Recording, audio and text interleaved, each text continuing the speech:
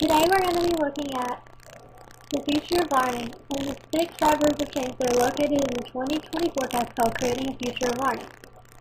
As we all know, the students of today have to be prepared to go out into a workforce or into college, either one, when they finish school. According to the report, are they really ready to work? Students are able to apply the skills that they learn in school, but they're lacking in many other areas that they need to be successful once they go into the workforce. These are things like professionalism, communication skills, collaboration, and critical thinking and problem solving. So it's up to parents and teachers and school boards, it's up to all of us to work together and find a way to make sure students have these skills as well as all the other stuff that they need to know. Assessment is also beginning to change a little because, tests are tests. There's some students who are good test takers and some who are bad. That shouldn't determine how successful they're going to be at other things just because they can answer questions on a test or they can't.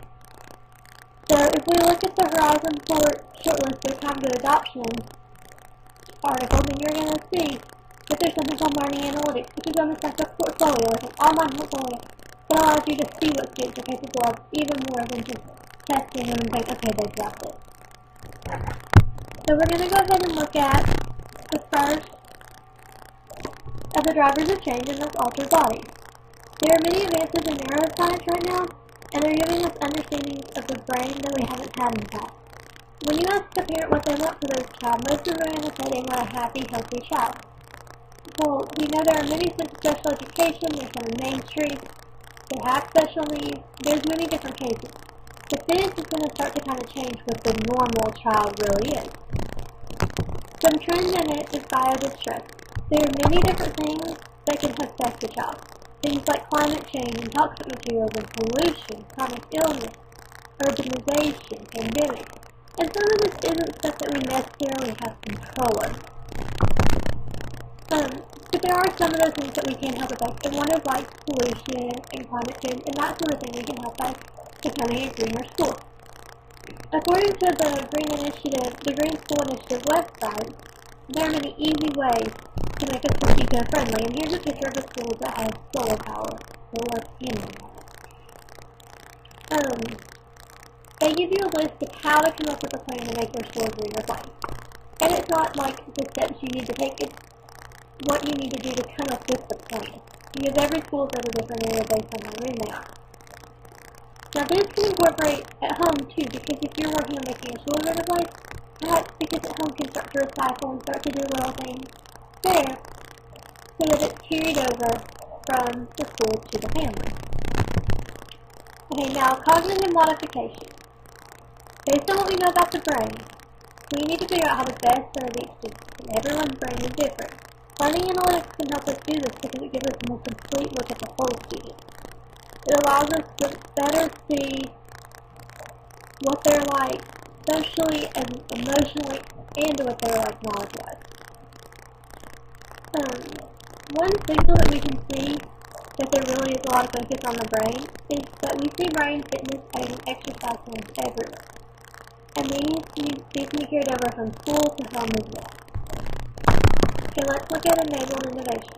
There are new discoveries to deal with disabilities. There's new technologies that can help these students to be successful in life and can help them to do things they couldn't in the past. Those things are coming. We just got to be able to get our hands on them for the students who actually need them. Okay, let's look at the next driver of change, and that's amplified organization. Social networks lead to schools and communities becoming way more collaborative.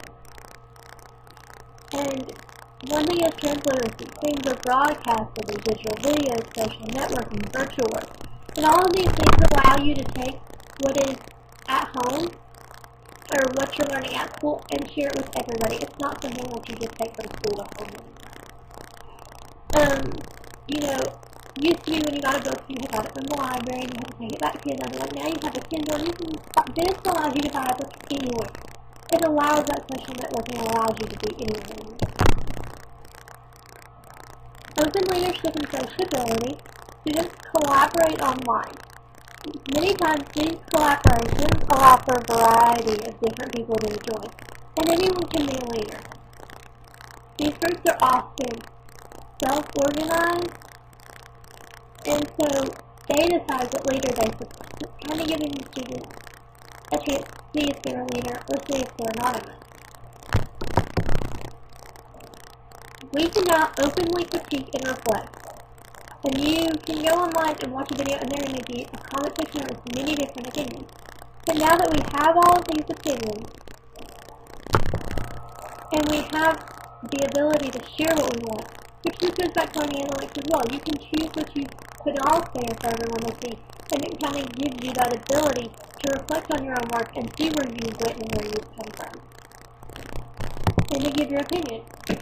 But since we have all these, we need a way to organize them, collectively have a system that makes sense to organize all of the information that we have for students. This will help us to make sure students get information that is reliable, and that they know the difference between reliable information and non-reliable information. Okay, platforms for resilience. We live in an ever-evolving world.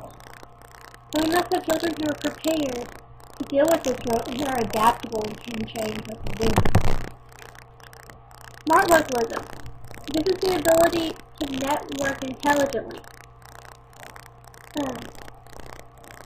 And you have to be able to take that information, that's why we talk about reliable information. If you don't take that information off it and synthesize it and say, okay, well, I believe this from this source and this from this source, and I don't believe this.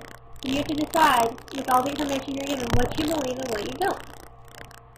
This can also go back to our analytics. You decide what is in there. You decide what to showcase to the student. Okay, now we're going to look at learning goals. Module learning is you get to learn about your interests. And these are like extra classes you can go take, free seminars online, things like that allow you to learn about just what you're interested in. And there are many of these all over the place, and you can get them on things like an iPad that you can take with you. They don't necessarily have to be in a school. Okay, autoimmune response. Now when we're talking about immune response, we're not talking about this kind of like an autoimmune system. We're talking about learning systems that are becoming flexible in order to meet the needs of all students. This makes the assessment less important. It's more about the quality of what they're actually doing. And we're looking more at the whole child and making sure all aspects of the child is good. Okay, now we're going to talk about charter schools. We know that better off schools will create better learning environments for their students. The school systems that have more money are going to have more supplies than those that don't. So now, we've already started this time with the No Child Left Behind. The webpage will tell you, many of us know about the No Child Left Behind actually set up to try and level the playing field for all students and give all students the same opportunities. But this is something that distance learning could also help. The better schools have the better teachers. You could have distance learning so that everybody could have a teacher, and it kind of will help level the playing field a little more.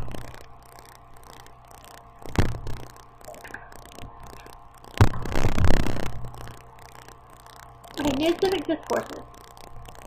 Let's look at this. Students have now learned and think in different ways than what we have in the past. Teachers must learn new ways to communicate with the students and with the community, parents, officials, everyone. We all have to learn how to communicate. We have to learn how to communicate in a way that is applicable to our life now. Media is set up to be participated in. By speaking out, having that ability to speak out, having that comment section that we talked about under a video media, it allows you to have more control over what is in the video and what you think.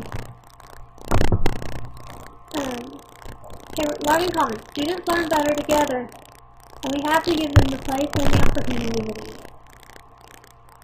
If we look at DC Voice, and they are a nonprofit group, you'll see that even they say core reform is up to more than just the government. The government can't do it all. It's going to take a community. It's going to take other people stepping up and saying, this is what I want for my child, and this is how we're going to get there. Or how can we get there? Who can help us get there? And by doing that, students are going to be able to get a much better education if we all work together and all make work. Discourse. People are now allowed to move many different areas, and this allows them to learn new things, and the internet allows all of this to be shared. People can actually go to another place and make a completely new identity for themselves. And this is a new market that we need to look at in our economy. Okay, so parents and teachers see how students learn, and that if you have more than one job, or you're a teacher, you see that every student learns differently. It's the same concept as every student responds different to different punishment. I mean, for parents, you can relate to that too. It is up to the teachers and the school systems and the parents work together to figure out a way to reach every single student. Learning analytics helps us do this. We can see what they're being overly successful in and excelling in and what they're not. And we can use that to our advantage. Parents and students alike will work together to meet educational needs, becoming citizens of the education system.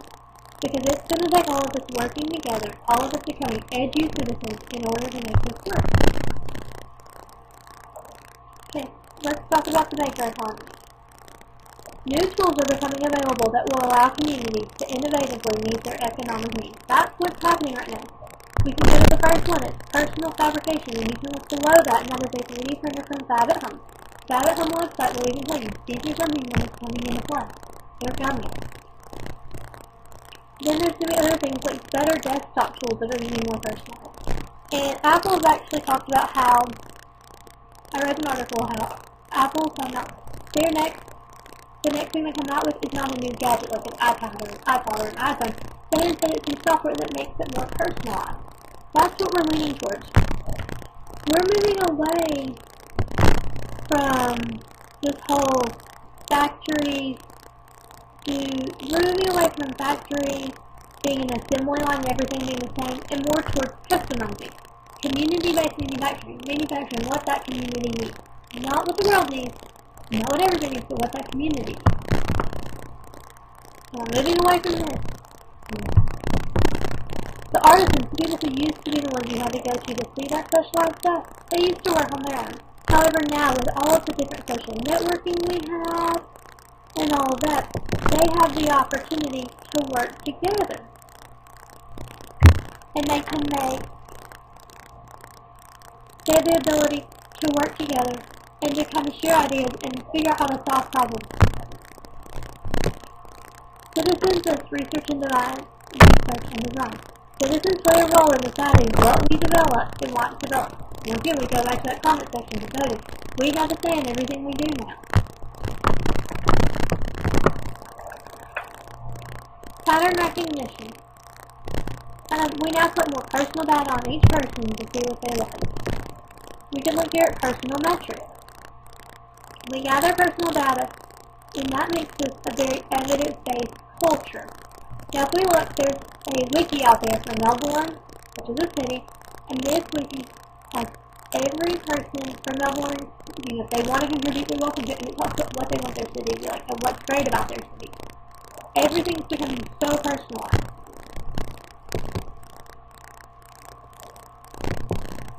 We're going to look at visual literacy. Visual tools help us to see the information. Many people are visual learners. We not only tell them the information, let them hear it, but we let them see it as well, and that helps them to be much more successful. Okay, let's talk about games. There are so many different ways to present information and to show that people master a skill, or students have mastered a skill and recognize what's going on. It doesn't just have to be that.